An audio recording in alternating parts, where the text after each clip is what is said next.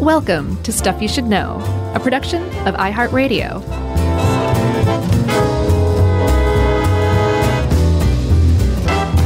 Hey, and welcome to the podcast. I'm Josh, and there's Chuck, and it's just us, but that's okay because we today are doing Stuff You Should Know, the Heat Wave edition.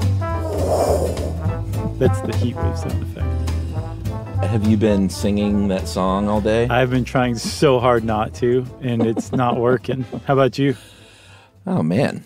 It's Martha and the Vandellas. How can you not? Yeah, the problem is it's just this constant loop of heat wave. Like a heat wave. I know. Heat wave. Just that's it. Over, and that's the only part I know, and it's terrible. I think I know that one of the first lines is, whenever you're near me. And is that the same song? I think so, right? Oh, because every movie. Am I thinking of something else? No, I think it is. But every movie that ever uses it just uses that first line and then starts to fade out before they get to the heat wave part. So I never put two and two together. Great song. Great song for sure, but you don't want just heat wave on a loop in your head, I can tell you. No, I just looked at the lyrics and I'm wrong anyway, but whenever I'm with him. Okay, but that's what you were talking about. It's not like a totally different song or something. Oh, whenever I'm with him, something inside starts to burning and I'm filled with desire. Heat wave. Could it be a devil in me? Heat wave. Or is this the way love is supposed to be? Heat wave. Yes. All right, that's done. Let's never speak of that again. Sexy song. I didn't realize it was that sexy. Well, sure. She's talking about getting all hot for a dude, you know? I mean, that's sure. A little... That's not what... There's nothing sexy about the heat wave that we're talking about. No, deadly. Maybe the antithesis of sexy. Yeah. Now that I think about it. Heat wave sex? No, thank you. No. And there's such a thing as cold waves, which we'll touch on briefly. They are very much related to heat waves. They're kind of its polar opposite, if you'll excuse the pun. But you could make a case that would be far sexier than a heat wave. Yeah. At least you're, warming yourself up to survive. Right. That's exactly right. And boy, we used a lot of great weather website references for this one, right? Yeah. Great segue there, Chuck. So we got some info from Noah. You jerk. No, actually, the thing is, I can't even be taken seriously when I'm trying to be serious and genuine. Like, that was genuine. Oh, well, I'm still learning. So that was so Noah gave us a bunch of information, your nephew. There's also the Center for Climate Change and Energy Solutions. Is this my cue? Yep. World Weather Attribution, the New York Times, the failing New York Times, NASA, AccuWeather. Yeah, and a bunch more, but those are the ones that we got the meat of this stuff from. Yeah, and we're talking about heat waves, which is I was about to call it a phenomenon. I don't know if it is categorized as that, but it's a weather event. It's a natural disaster. Well, yeah, and as we'll see, one of the worst. Mm-hmm. It is when there are consecutive days where the temperature is higher than it usually is. That is to say, higher than the historical average. Mm-hmm. But there's no it depends on where you are, what a heat wave is. Like, it's not necessarily like 3 days and it's 8 degrees hotter than usual for those 3 days. No, because it varies region to region. Like in New Hampshire, a heat wave of 2 days or 2 consecutive days where it's 90 degrees Fahrenheit or more is a heat wave. And that's just like yawn to those of us down in the Southeast. That's like a fairly nice day. Yeah, it's regional, like spices that go in hot dogs. Right. But the thing is like that depends. The reason that they do that, the reason there's no single definition for a heat wave is because people are acclimated to different kinds of weather. And if you're not acclimated to warm weather, it's going to affect you and your body a lot worse. So it makes a lot of sense. But the 2 days in a row, as low as 90 degrees Fahrenheit, that's the minimum that I've seen in the United States that constitutes a legit heat wave. I'm sorry, a legit heat wave. Oh, boy. Are we going to do that the whole time? I think I'm going to. Okay. This one speaks to my heart because, as everyone who's ever listened to the show much knows, and as you, my friend, certainly know, mm-hmm. I'm a polar bear, so the sun and humidity is not good for Chuck. I hate it. Right. I grew up in the South, and it's It's worse now, it feels like. It's not like I've gotten acclimated. Like, it's easy to say you get acclimated, but even as much as I sweat, which is I can't imagine how hot I would be if I didn't sweat like I sweat. Well, yeah, you'd be like one of those people who can't sweat and can die from it. But when I lived in LA, it can get very hot out there, but generally, if you can park it under a tree, you might get a breeze and you can sweat and you're cooling down pretty good. But there's no relief when you live in the South because of humidity. We're going to talk about all that, but I just want to kind of set up my personal involvement with heat waves, which is boo, thumbs down. Okay. You are personally involved through sweatiness is what you're saying. Yeah, and when those heat waves, especially the late heat waves, in the summer when it should be cooling down come through, it makes me mad. Yeah, those are not fun because your body's and your mind has been like, oh, okay, great, it's fall, and then you're just dog days of summer again. It's terrible. I'm with you on that.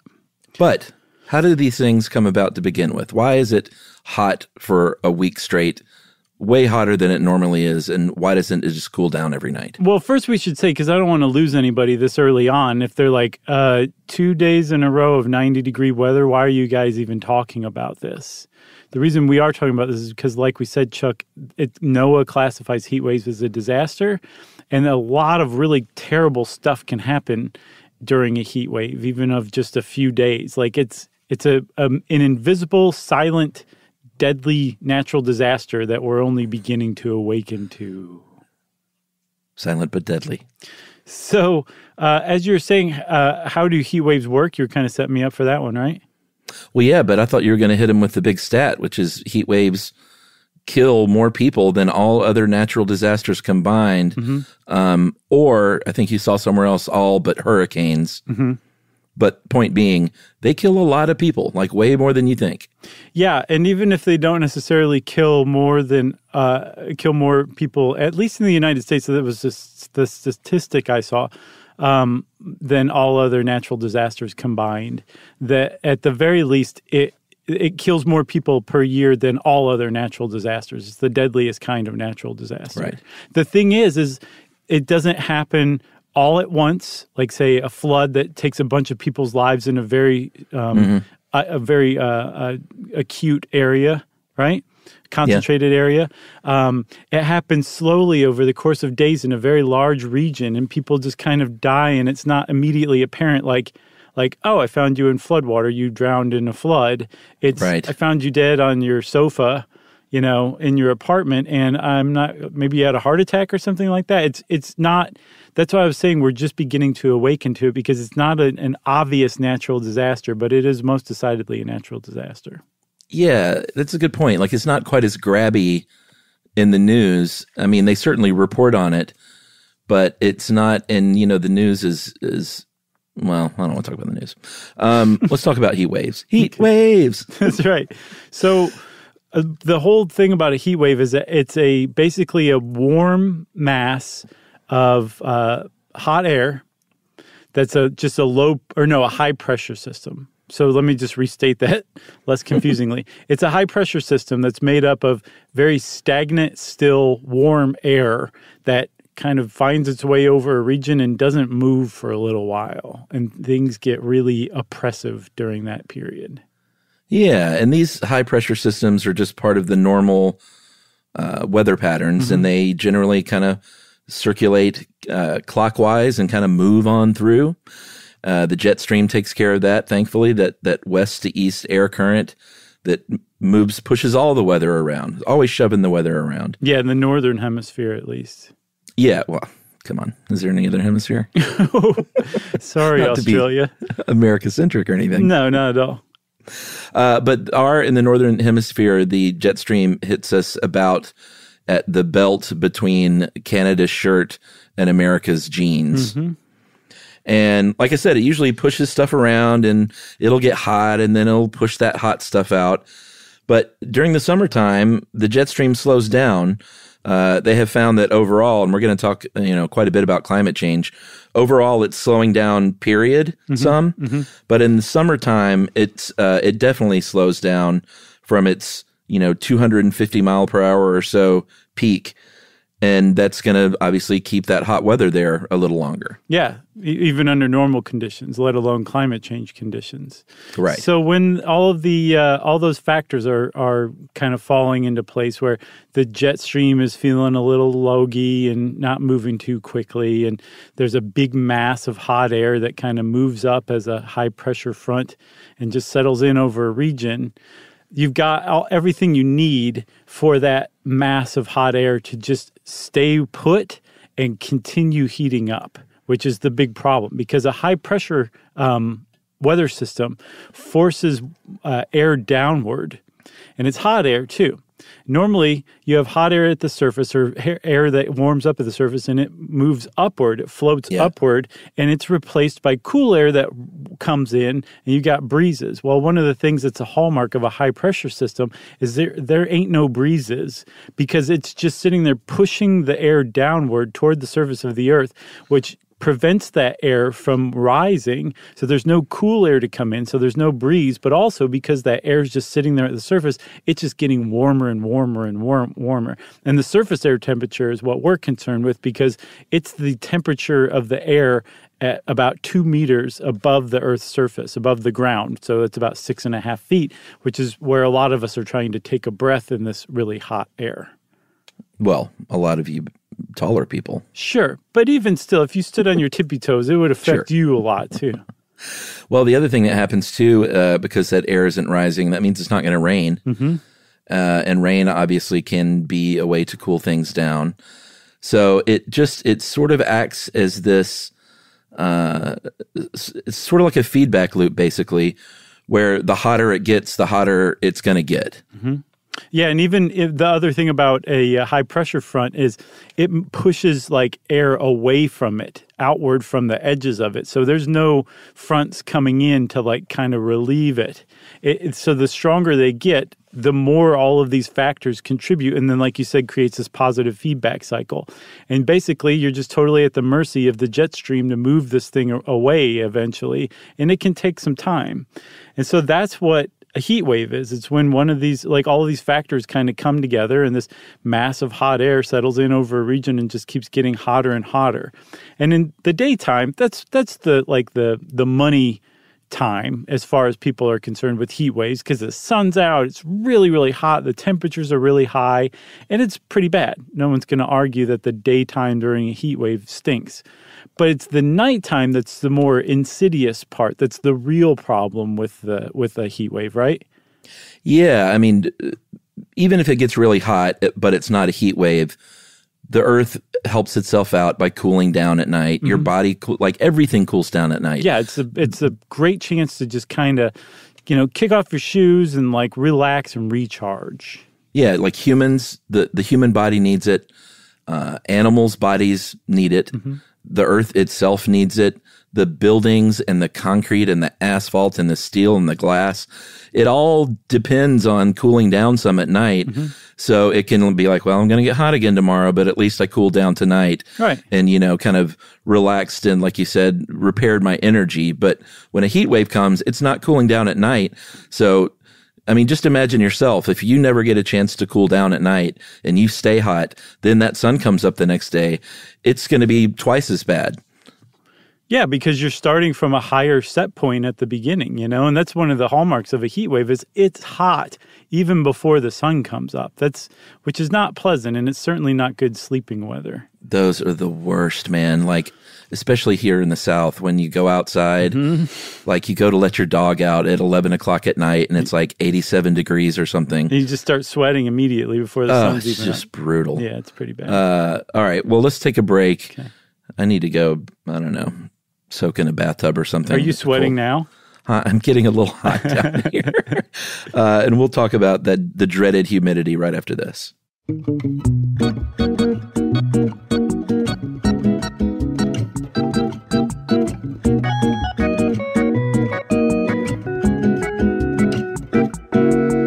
Learning stuff with Joshua and Charles. Stuff you should know.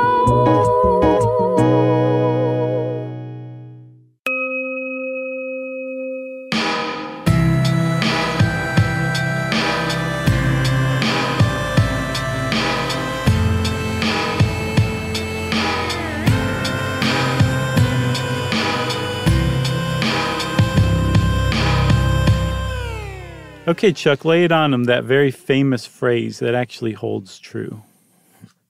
Youth is wasted on the young. Sure, that one. But also...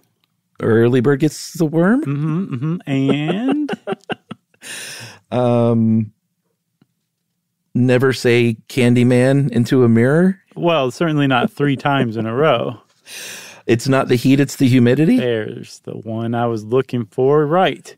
That's the one, and that's true. I mean, we were talking about humidity earlier. That is what, the humans have this great mechanism built in, a kind of a self-contained air conditioning system, which is called sweat.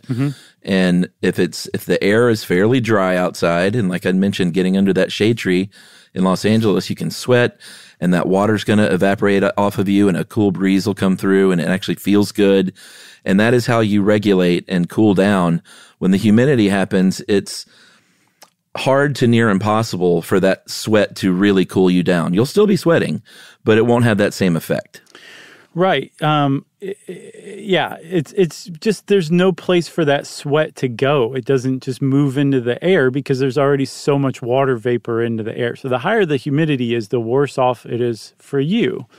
And then if you take high temperatures as well, that combination of high humidity and high temperature can be really bad. And back in the 70s, there was a guy, actually in 1979, somebody named R.G. Stedman. They came up in 1979 with assessment of sultriness, which we call today the heat index. It was the paper that put the heat index out there. And the heat index is basically... That was basically... way too sexy. Yeah, it really is. It sounds like a Tennessee Williams play or something like that. Yeah. So the heat index makes a lot of sense because when it's really humid out and it's high in temperature, that humidity makes it feel even hotter because we have trouble sweating. So R.G. Stedman came up with the heat index that kind of gives you a much better understanding of what the actual temperature as far as your human body's concerned. That's why they also call it the apparent temperature or the feels like temperature. Yeah, and that's the only one I care about. I don't even know why they list regular temperature. It should just be heat index and wind chill. Yeah. In the winter, because that's the only thing that matters. And I guess, it's like showing your math or something, so they have to go through it all. But as far as your human body is concerned, those are really the only 2 measures that matter, or at least for me. Yeah. So you know how sometimes you can end up down a rabbit hole and like not find a way out, and you have to just crawl backwards out of it, and you're kind of worse off for the wear because you went a little mad in there? Sure. That happened to me with humidity, heat index, evaporation, condensation.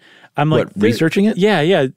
And I'm like, there's some connections here between all of these things that my brain is not making. I'm just sensing that it's all very much connected. And I'm even reading stuff that's saying it's connected. I just can't figure out how it's all connected because it's not as simple as like humidity the heat index is humidity times temperature divided by 2 or something like that. That's not how it works. Right. It's way more sophisticated than that.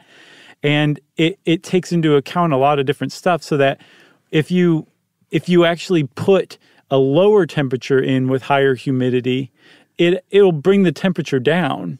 And then there's some temperatures, like say 70 degrees, where it doesn't really matter what you do with the humidity. It's still just going to feel like 70 degrees. So there's like a lot of different weirdness in there. But the thing is, the upshot of all this, I was just kind of confessing and getting off my chest that I'm a little obsessed with this. And if any meteorologist or climatologist can explain all this to me, I would love to hear it.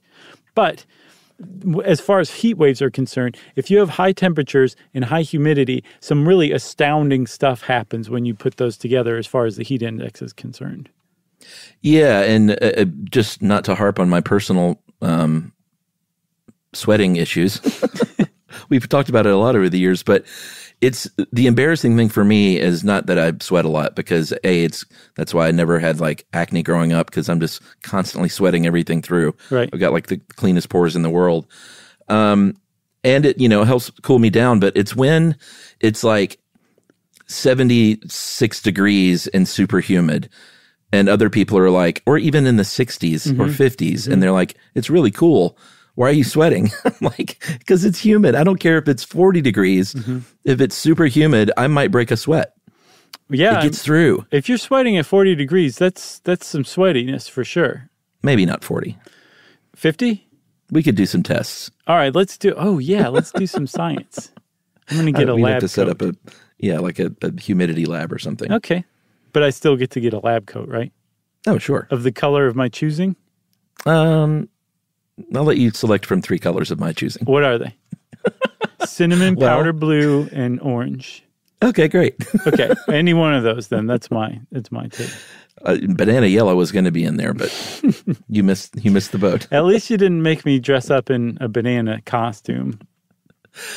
It's funny. I was shopping for Halloween for this year, and I kind of want to go as Devo, and so I was looking up for those yellow jumpsuits, and I was waylaid because you kind of end up having to be whatever your kid says you have to be. So I think we're all going to be spooky things this year, but I had to put the Devo thing on the back burner. You could be like Zombie Devo. No, not a bad idea. No, it's not. It's a great idea. Yeah, you can be zombie anything. That's kind of the beauty of the zombie. Right. Zombie Bjork. Zombie Mark Mothersbaugh. Zombie Bjork. I like that. Just wear that swan dress and walk around saying brains. Right, there you go.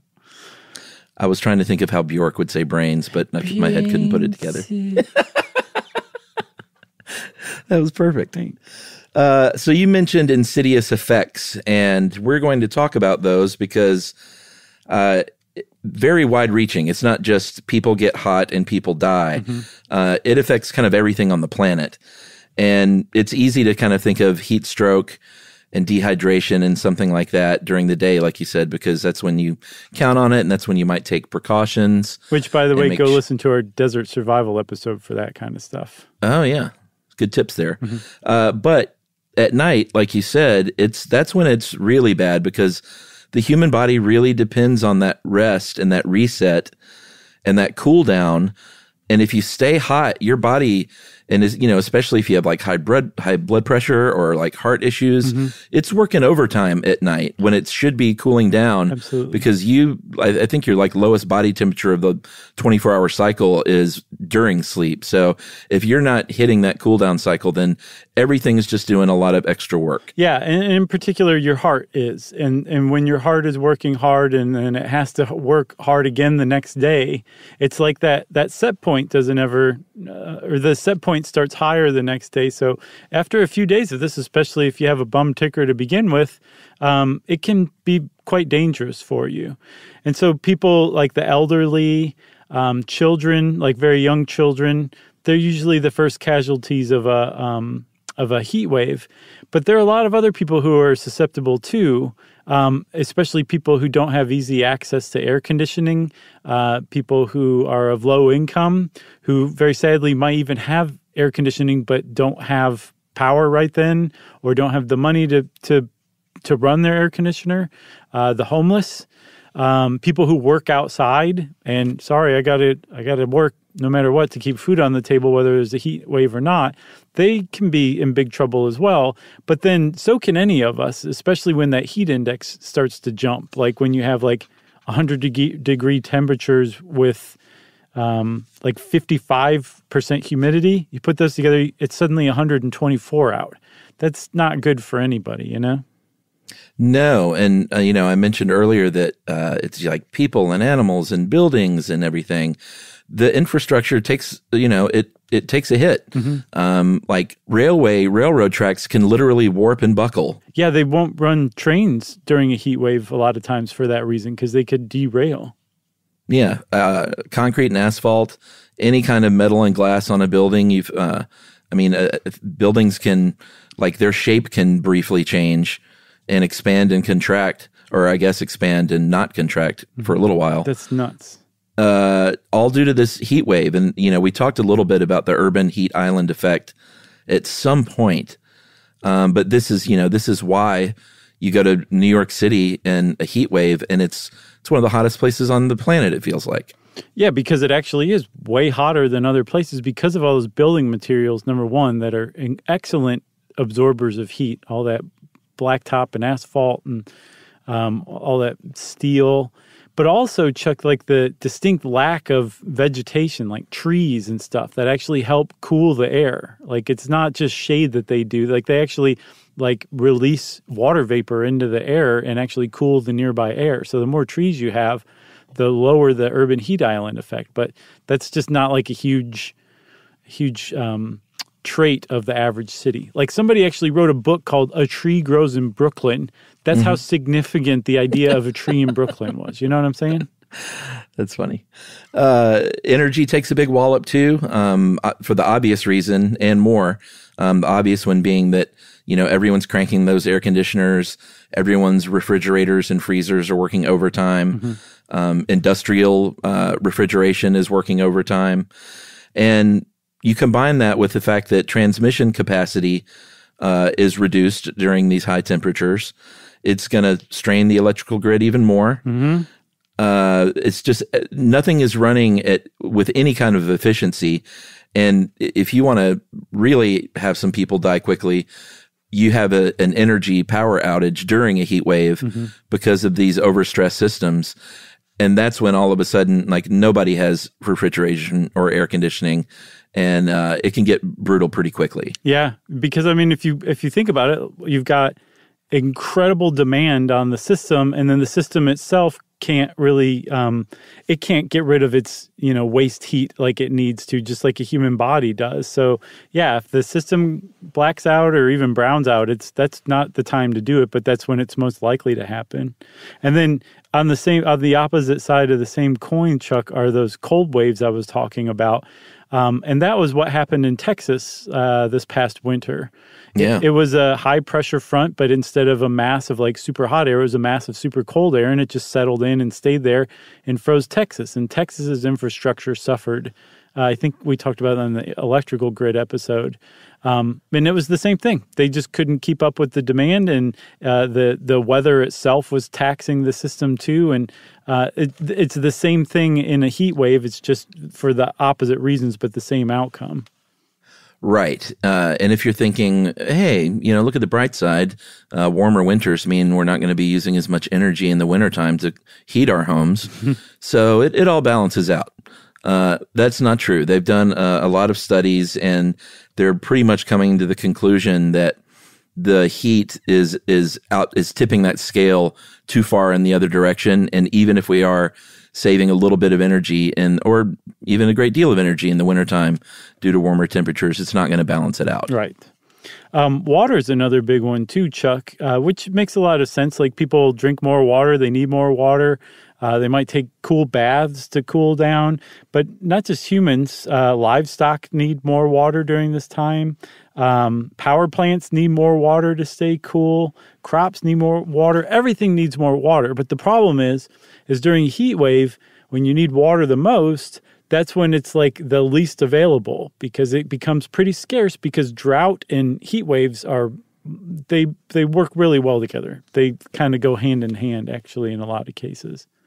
Yeah, I mean, that kind of creates a similar feedback loop in that when there is moisture in the ground, thanks to rain and stuff like that, even when it gets hot, the earth is going to soak up a lot of that sun and use some of that energy to get rid of that water and turn it into water vapor. If that ground is already super dry because of a drought, then it's basically just baking like an oven, and that energy has no other use. It doesn't have the use of turning it into water vapor, so it's just baking. Yeah, just heating that ground up instead, so it just gets hotter and hotter, which is terrible stuff. So, plus also with drought-stricken landscapes, those are more susceptible to wildfire. So as there's more and more heat waves, we can expect worse and more widespread wildfires, basically, too.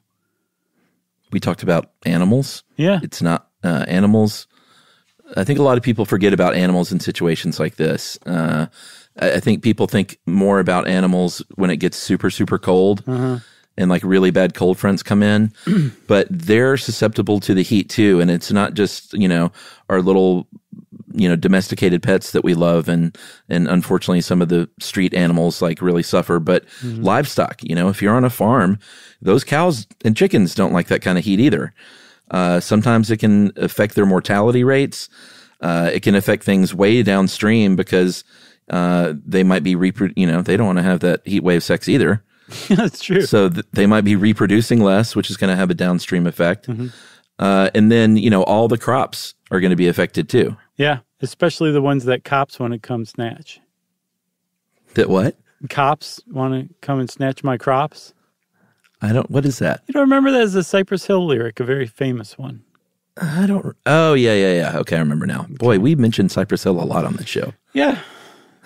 They're kind of like they're like a mascot now, like Frank the Chair.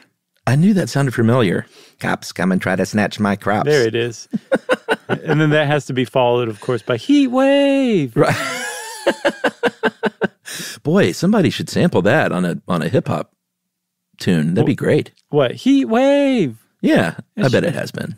Sure. I could see Puff Daddy sampling that. That'd be up his alley. Oh, yeah? Did I ever tell you I went to his house one time? It sounds vaguely familiar, but I'd like to hear it again. It's not the biggest story, but I ran an errand as a PA over to his house one time and had to drop something out. So I had to go and knock on his door and walk inside the front and drop something off. Something?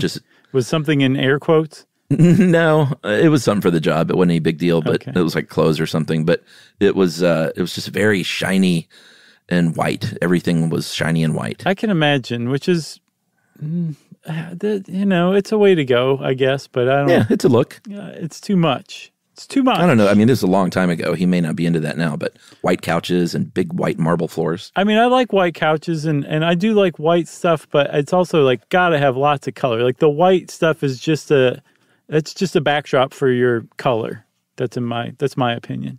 We are too messy. We can't have white things. I understand. I understand. Yeah. No. Well, you need to have, if you have a white couch, it's got to be a slip cover because you're going to have to wash it. Yes, if you drink red wine. But there is one that we haven't covered yet. I think we should before we take a break, and it is air pollution, which might be overlooked by some people, but it really makes a lot of sense because number one, we're like demanding way more from power plants than usual during a heat wave with all that AC. So those power plants are putting out more emissions than usual. But then the actual like conditions of the heat wave itself make the air pollution worse, does it not? Yeah, I mean, that same cap that kind of forces all that air down and keeps everything stagnant, that same cap is in place for these emissions that are going up into the air. So it's just like bottling it all up. It's going to make things a lot worse. Yeah, and also ozone is more easily produced. So you've got ozone and like particulate matter from emissions all combining to make your breathing much more difficult and dangerous. That's right.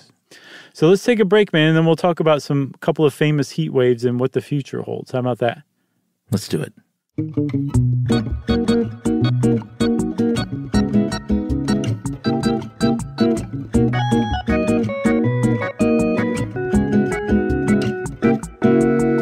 Learning stuff with Joshua and Charles. Stuff you should know.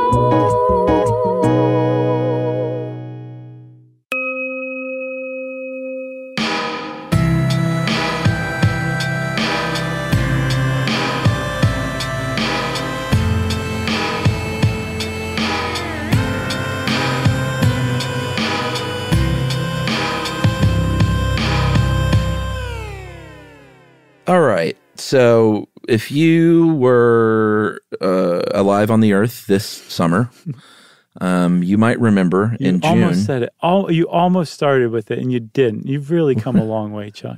With what? You almost said unless you were living under a rock. Oh, no. Okay. I really wasn't. All right. So between June 20th and June 23rd, something was brewing down in Mexico that was very hot. And this big, massive warm air moved up and kind of settled over the middle of the United States and didn't move for a while. And it was just sort of your classic heat wave. But even in places like where they're used to the heat in the summertime, it got exceedingly hot. Yeah. Like if you were in Arizona and Phoenix, you're used to hot weather for sure. But it cracked 115 degrees for 6 consecutive days, which is a record for even Phoenix. That is not okay for anybody.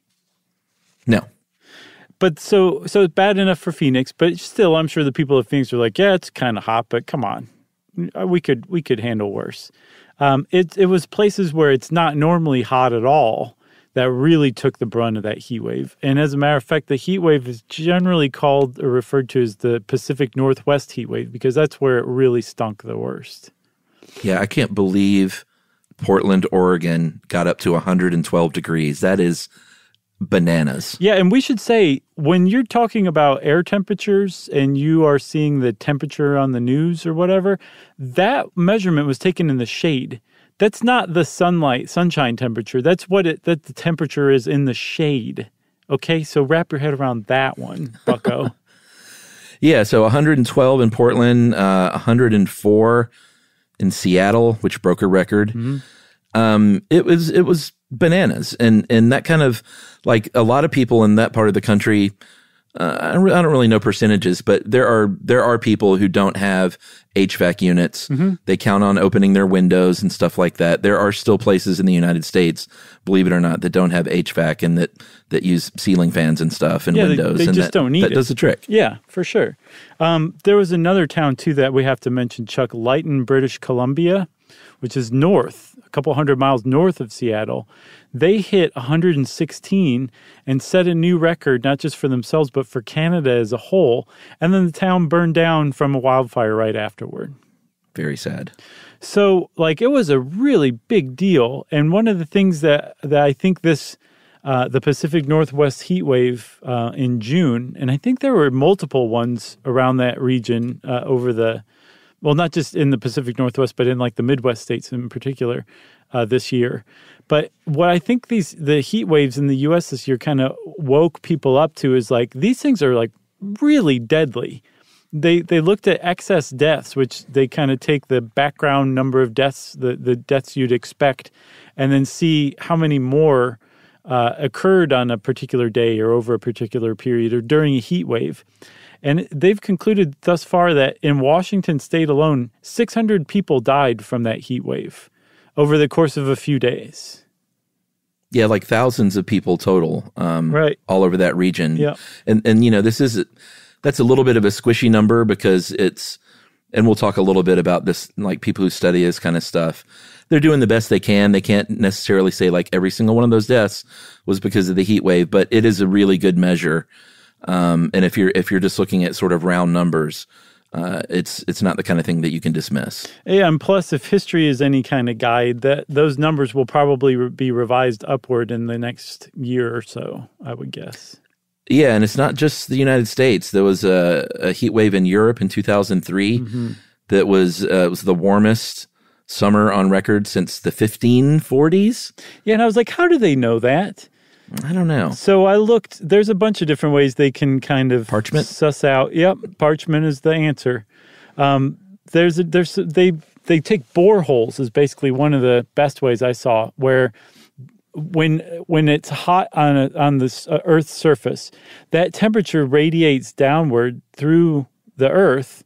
And if you take a core sample, a borehole sample, you can actually kind of deduce from whatever temperature a specific moment in time is. Like, say, like in the 1540s, this would have been at the surface, that you can actually get the temperature roughly from that era.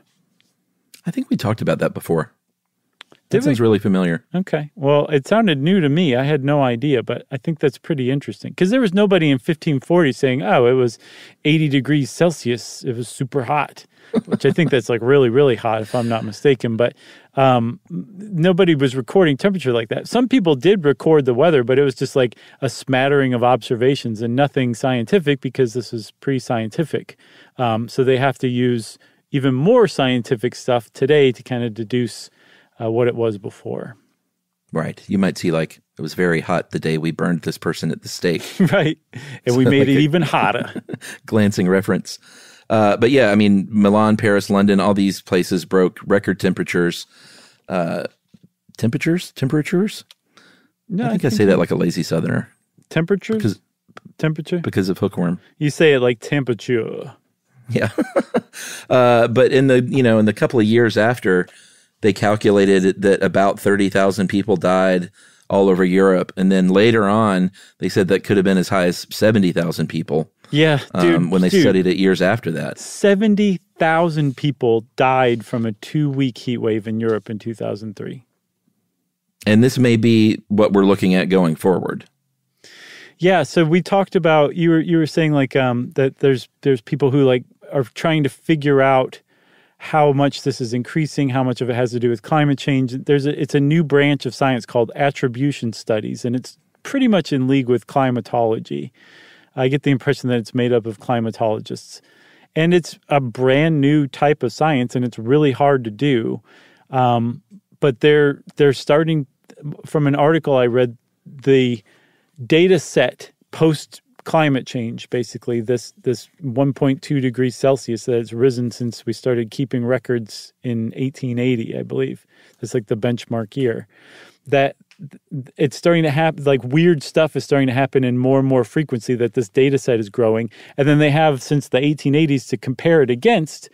And so using a lot more sophisticated statistical analysis than I can quite wrap my head around, they're figuring out how to say this weird weather event, like the one in the Pacific Northwest, had X chance of happening had climate change never happened, had we never started releasing greenhouse gas emissions during the industrial age. And they've actually done that. There was a study that actually kind of came to some pretty interesting conclusions about that. Yeah, you hear about like a 100-year storm or something like that. They did a calculation and they said, this was that heat wave in 2021 of this year in the United States was a 1,000-year event.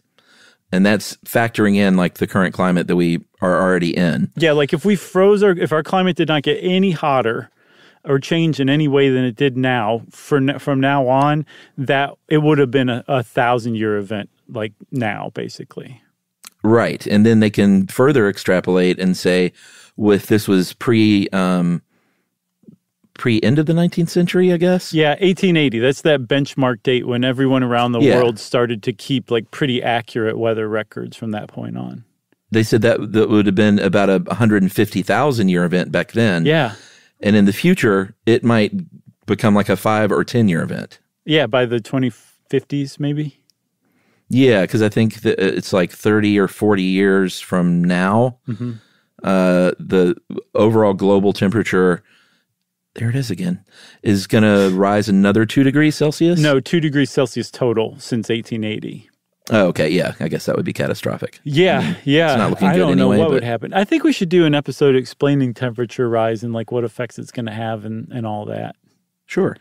So file it under our Doomsday series. So even taking aside like climate change and an increase from climate change, there's a lot of data that just says, yeah, we're actually seeing a lot more heat waves than we used to just in the past like 50, 60 years.